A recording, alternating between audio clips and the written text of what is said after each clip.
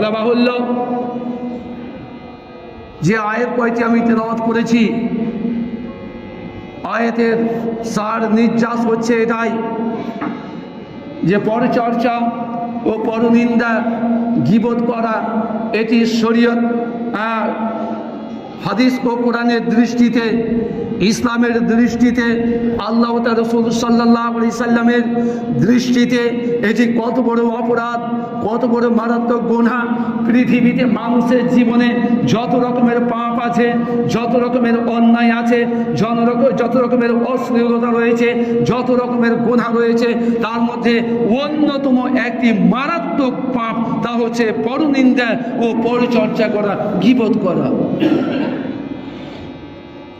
পৃথিবীতে মানুষের জীবনে যত রকমের পাপ আছে, যত রকমের অন্যায় আছে, সমস্ত অন্যায় আল্লাহ তাবারক ওয়া তাআলা মাফ করে দিতে পারেন। সমস্ত গুনাহ আল্লাহ তাবারক ওয়া তাআলা মাফ করে দিতে পারেন। সমস্ত ত্রুটি মাফ করে দিতে পারেন। সমস্ত গুনাহ মাফ করে দিতে পারেন। কিন্তু মহান আল্লাহ তাবারক ওয়া তাআলার পরচর্চা ও পরনিন্দার পাপটি, এটি ক্ষমা করার, এটি মাফ করার স্বাধীনতা আল্লাহ তাবারক ওয়া তাআলার নেই। আল্লাহ তাবারক ওয়া তাআলা তিনি ক্ষমা করবেন না। তাহলে মানুষের জীবনে এটি কত বড় অপরাধ, এটি কত বড় পাপ যে আল্লাহ তাবারক ওয়া তাআলা ক্ষমা করার স্বাধীনতা নেই। আল্লাহ তাবারক ওয়া তাআলা ক্ষমা করবেন না, চাইলেও ক্ষমা করবেন না। যদি ক্ষমা করে দেন, আল্লাহ তাবারক ওয়া তাআলা যদি ক্ষমা করে দেন, তাহলে আল্লাহ হবেন জালিম, আল্লাহ হবেন অত্যাচারী। যদি আপনাকে আল্লাহ ক্ষমা করে দেন, আল্লাহ হবেন অত্যাচারী। যদি আল্লাহ আপনাকে ক্ষমা করে দেন, আল্লাহ হবেন জালিম। যদি আল্লাহ ক্ষমা করে দেন, তাহলে আল্লাহ হবেন অত্যাচারী। যে যদি আপনি পরচর্চা, পরনিন্দা করেন, গীবত করেন, আর এই পাপ, এই গুনাহ যদি আল্লাহ ক্ষমা করে দেন, তো আল্লাহ হবেন অত্যাচারী। অথচ আল্লাহ তাবারক ওয়া তাআলা নিজের প্রতি জুলুম করাকে হারাম করেছেন। তাহলে পাপটি কত বড় অন্যায়, কত বড় জুলুম!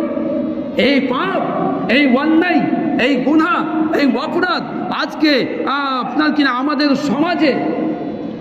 সমাজে রহ হচ্ছে। শিক্ষিত থেকে নিয়ে অশিক্ষিত, জাহেল থেকে নিয়ে আহেল পর্যন্ত, আপনার কিনা বাড়ি থেকে নিয়ে গাড়ি পর্যন্ত, অফিস থেকে নিয়ে আদালত পর্যন্ত সমস্ত জায়গায় চলছে পরনিন্দা ও পরচর্চা। ঠেকাবে কে? এই পাপ থেকে ঠেকাবে কে? কাকে কে ঠেকাবে?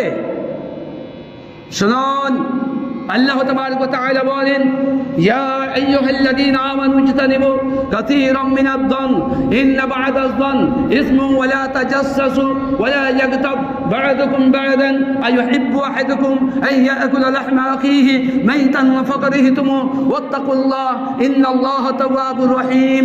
আল্লাহ তাবারক ওয়া তাআলা বলেন, ইয়া আইয়ুহাল্লাযীনা আমানু ইজতানিবু কাসীরাম মিনাদ-দন ইন্না বা'দাজ-দন।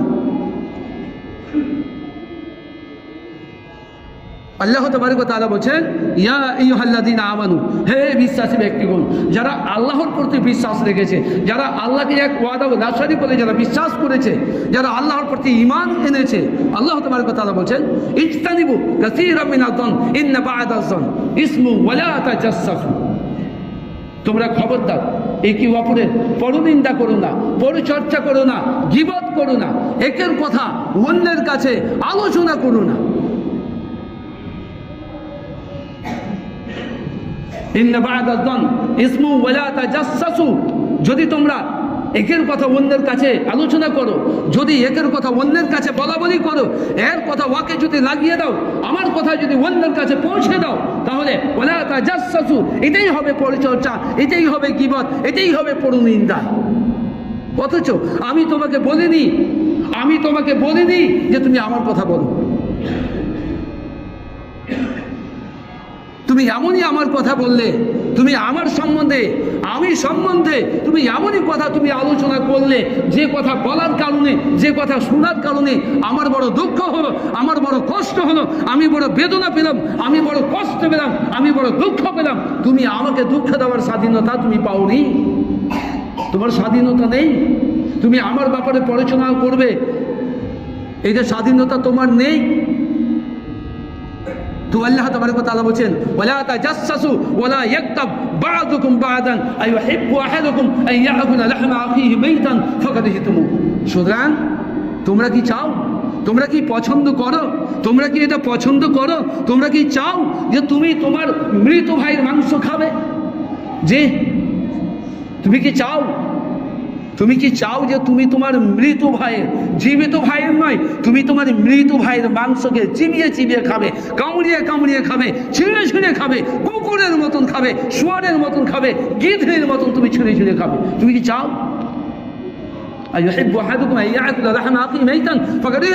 অথচ তুমি তো এটা ঘৃণা মনে করো, তুমি তো এটা নোংরা মনে করো, তুমি তো এটা খারাপ মনে করো।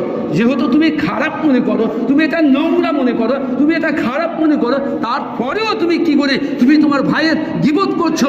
তারপরেও তুমি কি করে তোমার ভাইয়ের তুমি পরিচর্যা করছো? কি করে তুমি তোমার বোনের পরিচর্যা করছো? কি করে তোমার ভাইয়ের পরিচর্যা করছো? কি করে তোমার মায়ের পরিচর্যা করছো? কি করে তোমার আত্মীয়র পরনিন্দা ও পরিচর্যা করছো? আজ আল্লাহ রাসূল সাল্লাল্লাহু আলাইহি সাল্লাম তিনি বলেন, আল হায়া ওয়া শু'বাতুম মিনাল ঈমান। হায়া হচ্ছে, শরম হচ্ছে, এটি ঈমানের একটা অংশ। যার হায়া নেই, যার লজ্জা নেই, যার হায়া নেই, যার লজ্জা নেই, তার কাছে ঈমানই নেই।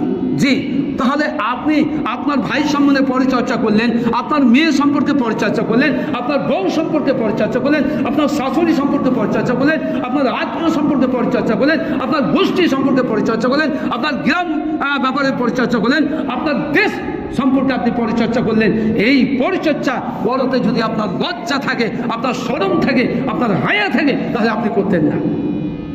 তার মানে বোঝা যাচ্ছে যে আপনার হায়া নেই, আপনার লজ্জা নেই, আপনার শরম নেই, এই জন্য আপনি একে অপরের পরিচর্যা করেন। অথচ আল্লাহ তাবারক ওয়া তাআলা বলেছেন, ওয়ালা তাজাসসু ওয়ালা ইয়াগতাব বা'দুকুম বা'দান আইয়ুহিব্বু আহাদুকুম আন ইয়াকুলা লাহমা আখি মাইতান ফাকারিহতুম ওয়াত্তাকুল্লাহ।